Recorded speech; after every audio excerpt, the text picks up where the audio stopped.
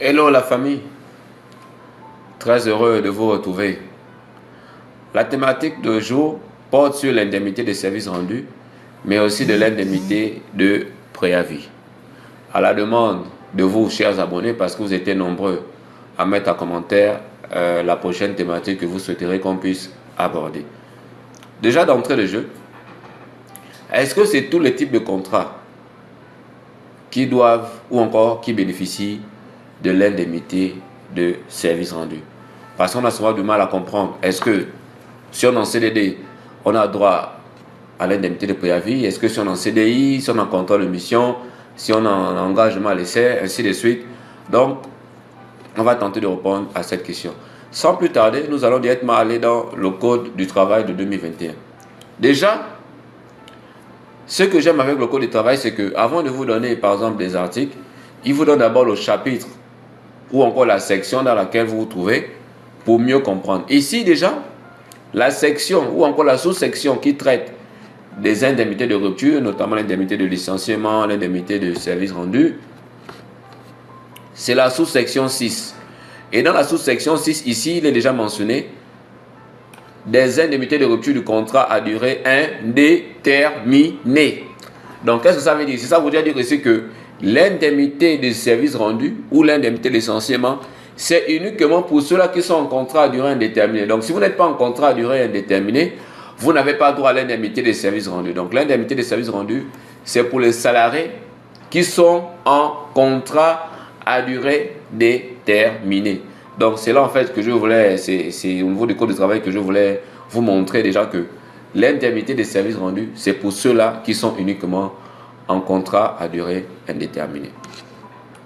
Donc, pour mettre en évidence le traitement de l'indemnité de service rendu, il faut déjà savoir dans quelles conditions nous sommes. Exemple, ici le petit 1, ici on dit pour les agents contractuels de l'État, créé par la loi numéro 3/88 du 31 juillet 1990, fixant les conditions générales d'emploi des agents contractuels. Donc ça veut dire que lorsque vous êtes fonctionnaire ou encore agent contractuel de l'État, c'est cette loi-là qui met en évidence le traitement de l'indemnité des services rendus. Bon, malheureusement ici, ce n'est pas le but de notre sujet. Le but de notre sujet ici, c'est de mettre en évidence tout ce qui est secteur privé. Mais je vous informe déjà que pour le traitement des indemnités des services rendus, on tient compte de plusieurs informations. Donc on regarde, est-ce que c'est un agent contractuel de l'État? Ensuite, ce qui nous concerne, c'est ici le petit 2 pour le secteur privé. Donc ici, on dit que le secteur privé, ici, c'est créé par l'ordonnance numéro 18/PR/2010 du 25 février 2010 portant modification de certaines dispositions du Code du travail et ratifié par la loi numéro 21/2010 du 27 juillet 2010. Ici, on dit quoi? Donc ici, j'ai juste utilisé l'article 88 du Code du travail de 2021. On dit une indemnité due des services rendus est due à tout travailleur allant à la retraite. Donc ici, on nous dit que l'indemnité des services rendus, premièrement, c'est pour ceux-là qui vont à la retraite.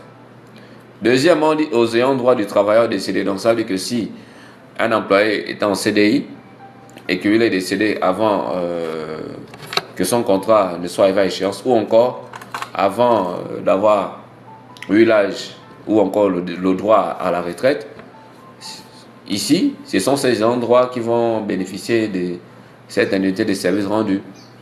Et on dit aux travailleurs démissionnaires, travail démissionnaire, ça veut dire que si vous démissionnez, vous avez droit à l'indemnité de services rendus.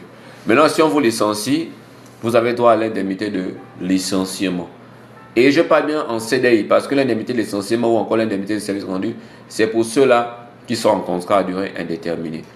Et ici, on dit aux travailleurs démissionnaires qu'il suffit d'une ancienneté de 2 ans pour bénéficier d'un départ amiable. Donc ici, qu'est-ce que ça veut dire? Ça voudrait dire aussi que pour bénéficier de l'indemnité de services rendus, il faut avoir minimum 2 ans d'ancienneté. Celui qui n'a pas 2 ans d'ancienneté ne peut pas avoir l'indemnité de services rendus ou encore un départ amiable, c'est-à-dire un départ arrangé entre l'employeur et l'employé.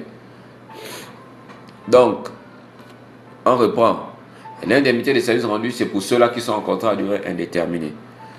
Et les personnes qui bénéficient de ça, ce sont les personnes qui vont à la retraite ou les ayants droit des personnes décédées ou encore travailleurs démissionnaires qui justifient au moins d'une ancienneté minimum de 2 ans. Si un salarié n'a pas 2 ans, même s'il est en CDI, s'il n'a pas 2 ans d'ancienneté, il ne bénéficie pas de l'indemnité de service rendu. Car pour bénéficier de l'indemnité de service rendu, il faut avoir minimum 2 ans.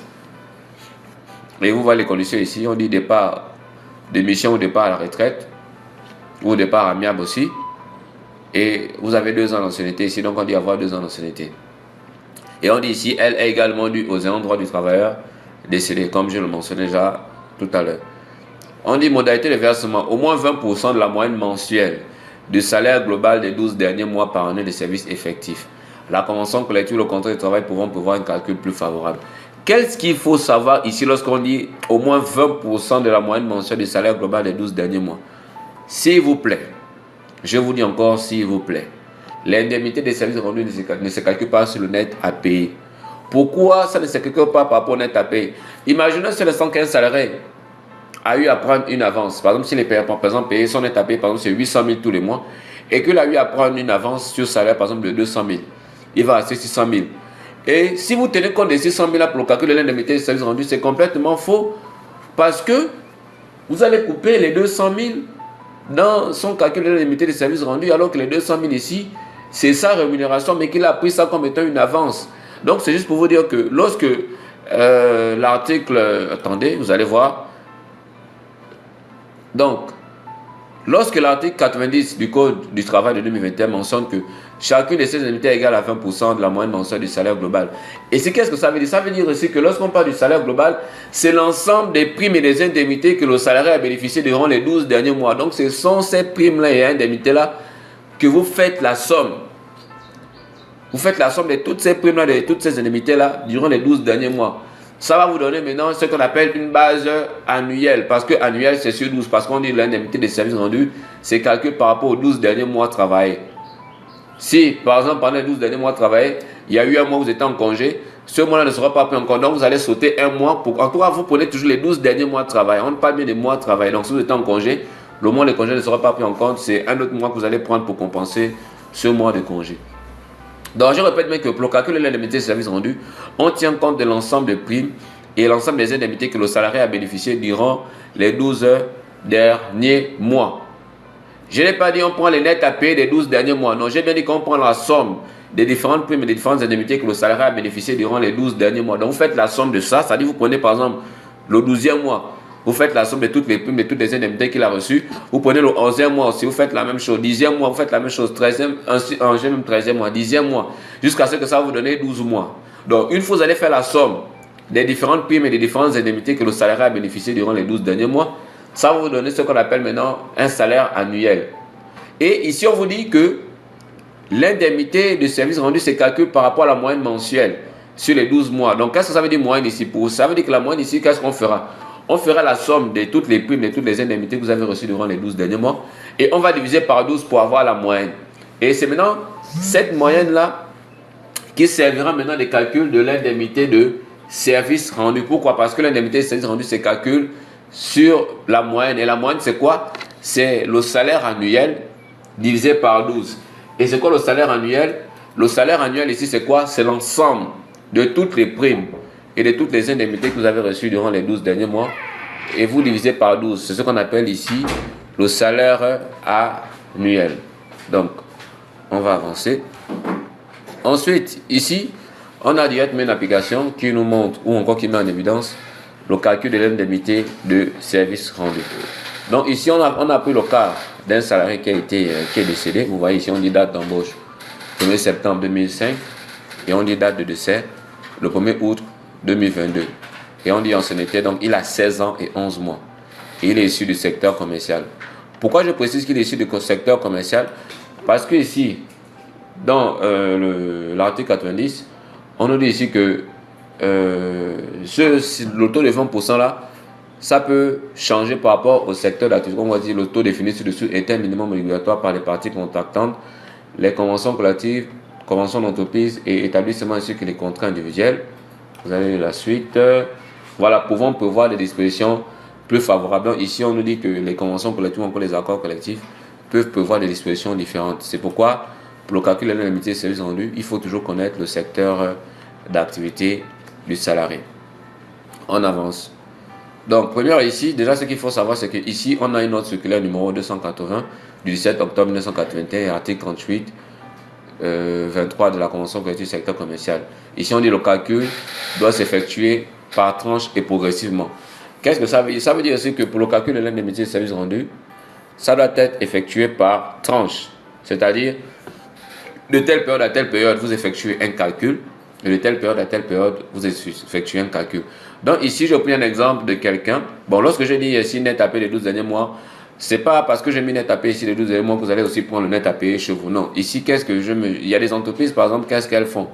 Si le salarié a signé un contrat, par exemple, où à l'intérieur c'était écrit 400 000 de prix contractuel, le prix contractuel, en fait, c'est quoi? C'est l'ensemble de toutes les primes et toutes les indemnités qui figurent dans le contrat de travail.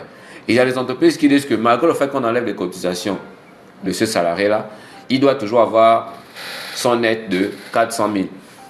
Donc, je suis allé sur cette base-là du fait que dans l'entreprise, même si on vous retire les cotisations sur les 400 000, normalement, il était censé recevoir 300 et quelques mille, mais à cause du fait que son brut contractuel est égal à son net à payer, donc j'ai pris sur cette base-là pour mieux faire comprendre.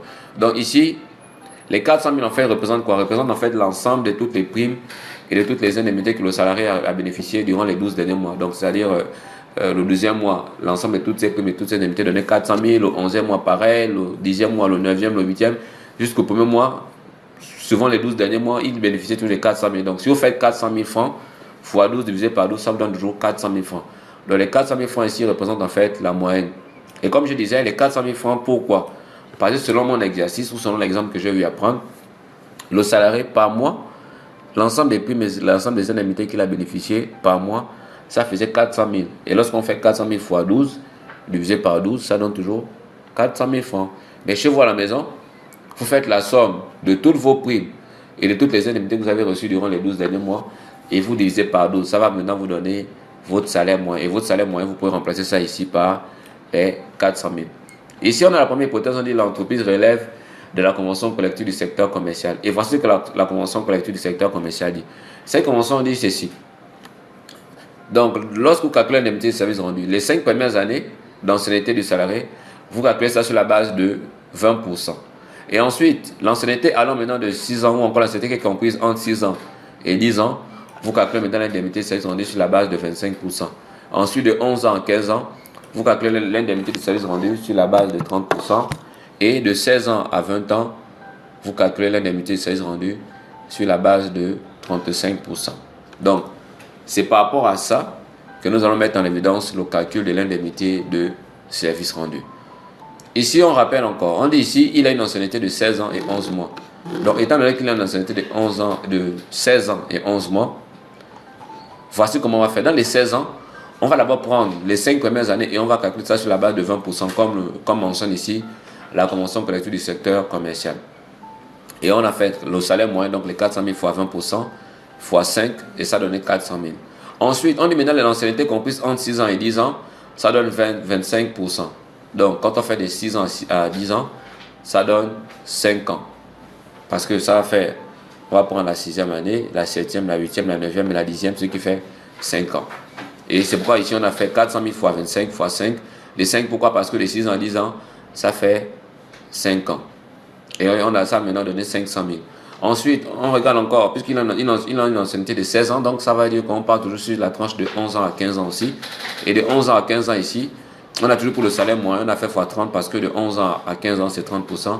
Fois 5, ça donne 600 000.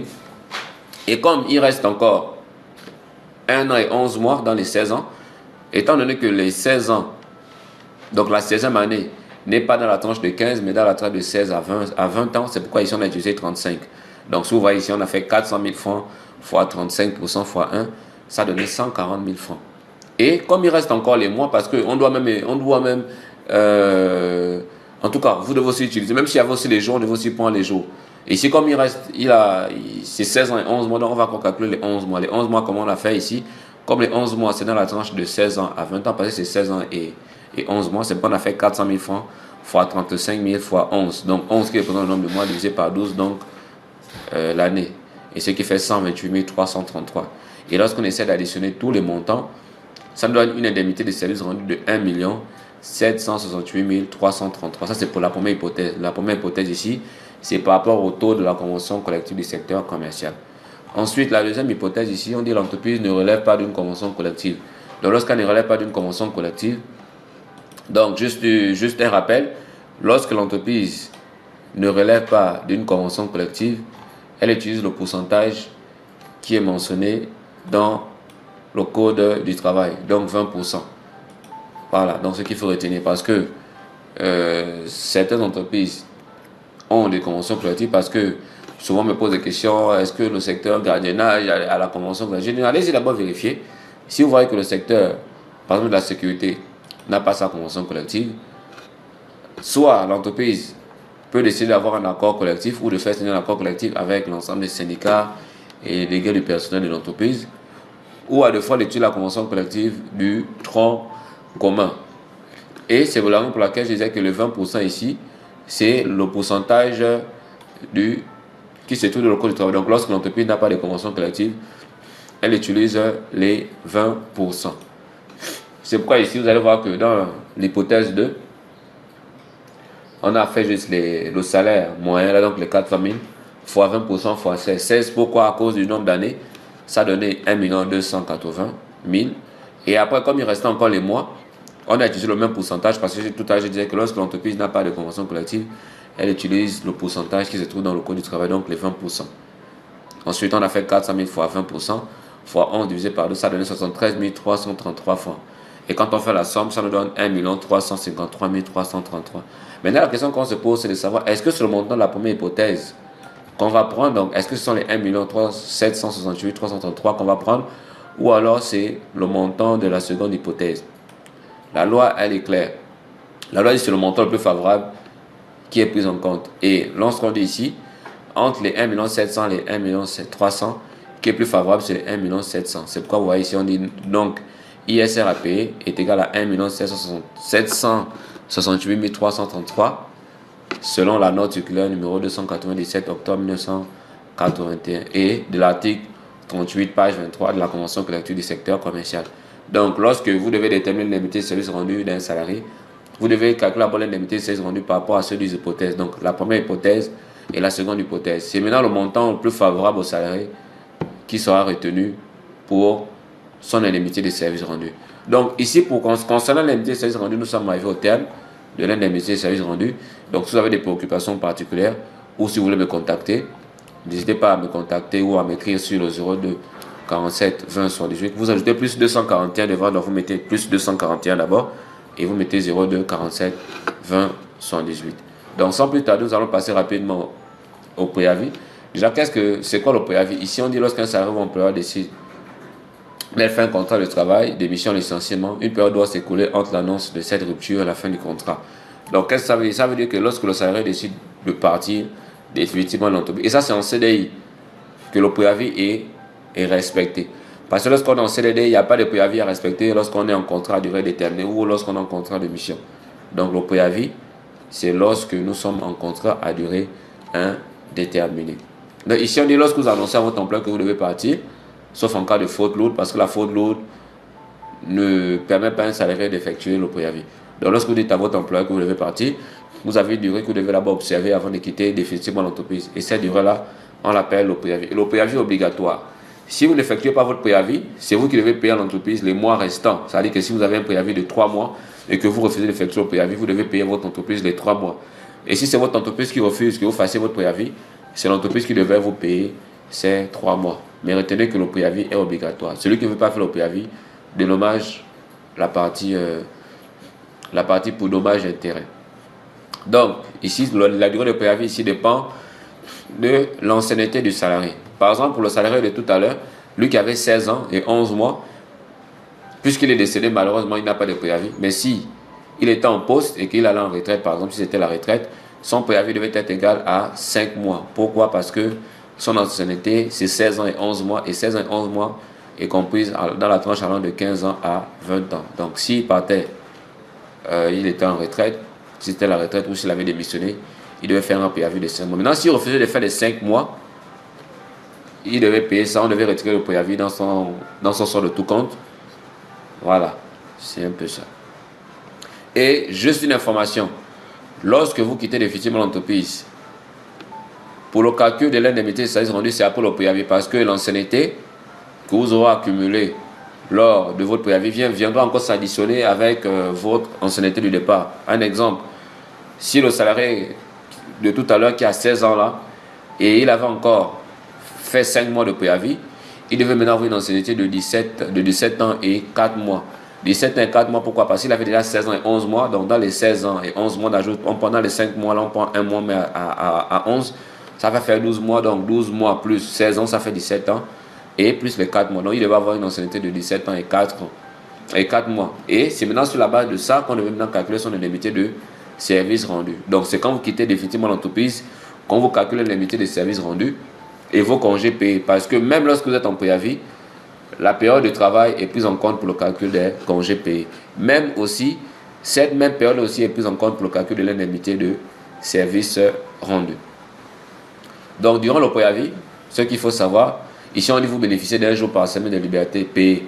Ça veut dire quoi? Ça veut dire que lorsque vous êtes sous préavis, vous avez droit à un jour par semaine dans l'optique de rechercher un nouvel emploi. Et ce jour-là est payé, donc ce jour-là n'est pas considéré comme étant un jour d'absence, mais c'est considéré comme étant un jour payé. Voilà l'article 85 du Code du travail. Et ici on dit, si vous n'effectuez pas la totalité de votre préavis, vous devez indemniser votre employeur, article 86 du Code du travail. Il y a toute rupture de contrat de travail durant déterminé, sans préavis ou sans que le délai de préavis soit intégralement observé, on porte obligation pour la partie responsable de verser à l'autre une indemnité compensatrice. Donc ce que je vous disais tout à l'heure, que celui qui refuse de faire le préavis, c'est lui qui doit payer à l'entreprise pour dommages et intérêts. Si c'est votre employeur qui vous paye. Si c'est vous qui payez à l'employeur. Maintenant, quelle est la seule condition qui fait en sorte que vous ne puissiez pas payer l'employeur si vous n'effectuez pas votre préavis? La seule condition, c'est d'effectuer au moins la moitié du préavis. C'est pourquoi on dit, par exemple ici, on dit si vous faites l'objet d'un licenciement ou que vous avez trouvé du travail pendant le préavis, alors vous pouvez n'effectuer que la moitié du préavis sans avoir de dommager votre employeur. Donc ici, ça veut dire quoi? Ça veut dire que lorsque vous êtes en préavis et que vous avez déjà effectué la moitié de votre préavis, vous pouvez partir sans pourtant dédommager votre employeur. Mais tant que la moitié du préavis n'a pas encore été effectuée, vous ne pouvez pas quitter définitivement l'entreprise. Sinon, si vous quittez définitivement l'entreprise sans pourtant avoir effectué la moitié du préavis, vous serez obligé de payer les dommages et intérêts, comme le mentionne ici l'article 86 du Code du travail. Et pour terminer, ici on dit, bon, ça va, on dit pour l'entreprise assujettie les conventions collectives issues du tronc commun, fixant la durée de préavis en fonction de la qualification. Donc, dans certaines conventions collectives, la durée de préavis aussi peut dépendre de la qualification. Donc, il faut toujours consulter la convention collective de l'entreprise pour savoir ce qu'elle prévoit. Démission préavis, on dit ici la rédaction d'un contrat de travail suite à une démission est subordonnée à un préavis. Donc ici c'est juste pour vous dire que lorsque vous démissionnez, vous devez forcément effectuer le préavis. Lorsque vous êtes en contrat à durée indéterminée. Et lorsque vous êtes en CDD et que vous voulez partir avant que votre durée ne soit arrivée, c'est vous qui devez payer à l'entreprise les mois restants. Si c'est l'entreprise aussi qui vous a dit ne travaillez plus et qui restait encore par exemple 3 mois, l'entreprise qui devait vous payer ces 3 mois-là. Sauf en essai, lorsqu'on est en essai, même s'il restait encore 2 mois, on ne peut pas vous payer ces 2 mois parce que le contrat ou encore l'engagement à l'essai peut rompre à tout moment. Alors que le CDD, ça ne peut pas rompre tant que la durée n'a pas encore été atteinte. Et le CDI, pareil. Le CDI, lorsque vous démissionnez, vous devez observer le préavis parce que ça permet à l'entreprise de rechercher une nouvelle, on va dire quoi, à l'entreprise de chercher celui qui va vous remplacer. C'est pourquoi on vous demande de faire le préavis. Et si vous refusez, vous devez payer le dommage intérêt pour le préjudice qui a été causé. Dispense de préavis. Donc, on dit le Code du travail pour voir que dans certains cas, le travail a dispensé l'exécution de son préavis. C'est le cas notamment en cas de faute lourde, force majeure ou par la femme pendant toute la durée de la protection postnatale. Donc, on voit ici qu'il y a des conditions qui font en sorte que vous ne puissiez pas effectuer votre préavis. Donc, ça, on a déjà dit ça, que le travail bénéficie d'un jour de recherche d'emploi lorsqu'il est au préavis, et ce jour-là, il paye. Donc, maintien des obligations réciproques. On dit au terme de l'article 84 du Code du travail, pendant la durée du préavis, l'employeur et le travailleur sont toujours respect de toutes les obligations réciproques qui leur incombent. C'est pourquoi je disais que lorsque vous allez quitter définitivement l'entreprise, la période de préavis sera prise en compte pour le calcul de vos congés et l'indemnité de service rendu. Pourquoi? Parce que pendant le préavis, vous êtes toujours considéré comme un salarié de l'entreprise. L'entreprise cotise toujours pour vous et vous êtes obligé de toujours respecter le règlement intérieur de l'entreprise, respecter toutes les clauses du contrat et autres. Parce que lorsque vous êtes en préavis, vous êtes toujours sous l'autorité de l'entreprise. Maintenant, ici, on arrive là à l'assiette de l'indemnité compensatrice de préavis. Donc, comment se calcule l'indemnité de préavis? Ça se calcule comme l'indemnité des services rendus. Ça veut dire que vous faites la somme de toutes les primes et de toutes les indemnités que vous avez reçues durant les 12 derniers mois avant que vous ne commenciez le préavis. Et lorsque vous avez fait la somme de toutes les primes et de toutes les indemnités que vous avez reçues durant les 12 derniers mois, vous divisez ça par 12. Ça va vous donner la moyenne. Et c'est sur la moyenne là maintenant que nous allons calculer le préavis. Et on dit même ici, le montant de cette indemnité doit correspondre à la rémunération et aux avantages de toute nature dont aurait bénéficié le salarié s'il avait effectué normalement son préavis. Pratiquement le montant de l'indemnité préavis est calculé sur la base des avantages connus dont le travail aura bénéficié jusqu'à l'expiration définitive de son contrat de travail. Donc ici, on vous dit que vous bénéficiez toujours des mêmes primes et des mêmes indemnités pour le calcul de votre préavis. Donc ici, c'est pourquoi on dit ici, vous avez le salaire de base, vous avez tous les accessoires. En tout cas, retenez juste que pour le calcul de l'indemnité de service rendu, on tient compte de mêmes primes et des mêmes indemnités que vous avez reçues durant les 12 derniers mois avant votre préavis. Donc voilà la formule de calcul du préavis. Comme je disais, on a la moyenne. Donc la moyenne est égale à quoi? Est égale au salaire annuel. Donc on y fait la somme des primes, indemnités, gratifications, y compris le salaire de base des 12 derniers mois divisé par 12. Donc ce que je ne faisais que vous dire tout à l'heure, que pour le calcul du préavis ici, on fait la somme de toutes les primes et de toutes les indemnités que vous avez reçues durant les 12 derniers mois et on divise par 12 pour avoir la moyenne. Et une fois que vous avez la moyenne de votre préavis, vous déterminez maintenant la durée de votre préavis. Est-ce que le préavis que vous devez effectuer c'est en jour ou c'est en mois?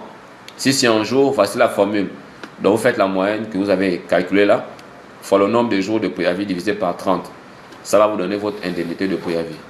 Et si maintenant c'est en mois, vous faites la moyenne là, fois le nombre de mois de préavis. Simplement, supposons, on va pour le même exemple, supposons que le salaire moyen ici c'est 400 000 comme lors de l'indemnité de service rendu et que le salarié par exemple il a 15 jours de préavis. S'il a 15 jours de préavis, on fera les 400 000 à fois 15 divisé par 30, ça va donner je crois 200 000. Et ici, si par exemple il a 3 mois de préavis, on fera les 400 000 là fois 3. Voilà, si on fait 400 000 fois 3, je crois que ça va donner 1 200 000, sauf si je me trompe. Donc nous sommes arrivés au terme de cette vidéo qui mettait en évidence l'indemnité de service rendu, mais aussi l'indemnité de préavis au Gabon. Donc n'hésitez pas à mettre en commentaire la thématique ou encore les thématiques que vous souhaiterez qu'on puisse aborder. Mais personnellement, après cette vidéo, c'est la vidéo sur les prestations sociales qui seront mises en évidence. Lorsque je parle des prestations sociales, je fais référence aux accidents de travail, je fais référence aux allocations familiales, mais aussi à la pension et retraite. Parce que c'est important de connaître sa pension. Ou encore, si vous partez en retraite, c'est important de savoir combien vous pouvez toucher. Si vous avez par exemple des enfants, vous avez une femme enceinte, ainsi de suite, c'est important de connaître quelles seront les indemnités ou encore les allocations familiales que nous allons bénéficier par rapport à cette situation. Ou alors lorsqu'on a par exemple eu un accident de travail, quelles sont les indemnités ou qui nous prend en charge. Donc personnellement, moi, ce que je propose comme prochaine vidéo, c'est la vidéo sur les prestations sociales, notamment les allocations familiales, les accidents de travail, mais aussi la pension et retraite. Mais vous aussi, vous pouvez me laisser en commentaire la thématique que vous souhaiterez qu'on puisse aborder.